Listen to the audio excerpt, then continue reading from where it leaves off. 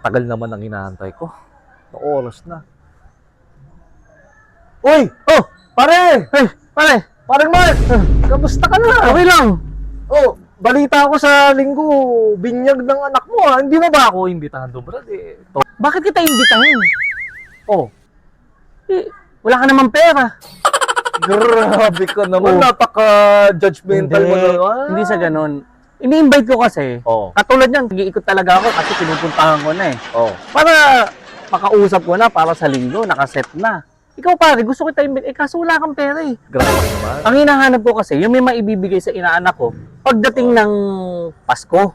Oh, syempre, kaya nga dinadamihan ko ng mga mapapeperang mga ninong para, alam mo na, syempre, sa magulang mapupunta. Teka. Oh, Hindi mo ba alam? Next month, pupunta ako ng London, sa UK. Ano gagawin mo? Trabaho ako. anong gagawin mo doon? Ang sasahurin ko, 2,000. Huli ka sa balita, no? Hindi mo lang yun, no? Pare, no? Congratulations ha! Oh, Oh.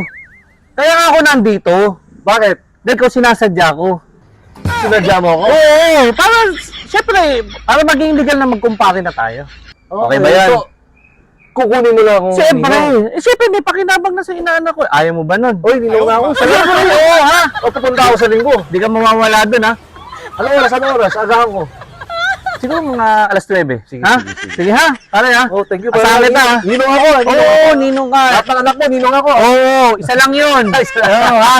Thank you, Sige. pare. Oo. Pare Mark. Bait talaga ni pare Mark.